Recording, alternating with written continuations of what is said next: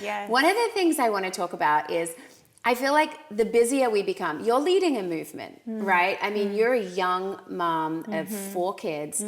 You've got a husband and you've got a ministry that has become a movement, really. And so busy is probably the definition of your life right now. You Full, know, yeah. full. You have people pulling on you from Yeah. all angles, Yeah. right? And I'm sure a lot of people wanting your time. And so I want to talk about that because we sometimes, I think, in this day and age, associate significance with busyness. Yeah. Like a way that, and women are really good at this. And I'm trying to get better at this, but I used to be like this all the time. I was like, I was busy today. I'm so busy. And that would almost be a way of me saying like, I mattered today. Like I had significance today.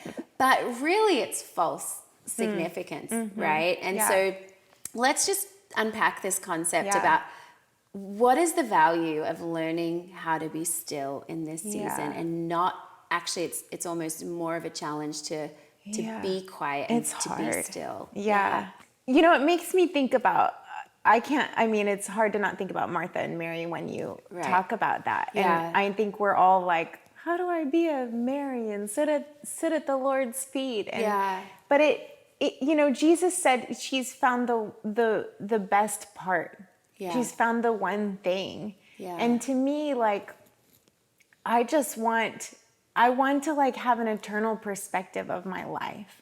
I want to find the best thing. Yeah. There's all the things, but what is the best thing? Yeah. I could be, you know, scrubbing my floors, but what is the best thing? Yeah. And so I think that stillness is so like in sitting, not just sitting in stillness. The world can sit in stillness, but we sit, right? We sit with Him. Yeah. And so it reminds me of the scripture that talks about not getting away from the purity and simple devotion to Jesus. That Jesus is simple. And if I think about people listening today and I want them to know that He's simple. Yeah. When he preached to illiterate crowds, you know, simple. It's simple to come before Him and ask for what you need and let Him feed your heart. And we're often the ones that make it complicated. Not Him, right? Yeah.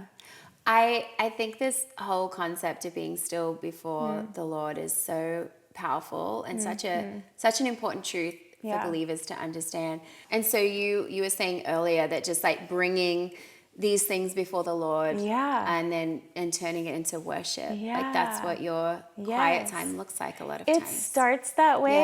And then I read my Bible every day and I think that's a lost art too. I do. It's a discipline. It's a discipline that needs to be at the foundation, I think, of every believer. And there are so many great resources though with that. Like I have the Bible app on my phone and I read through the Bible in a year. And so I just follow a plan that's on my phone. And it kind of, for me, takes the guesswork out of it, but still gets that.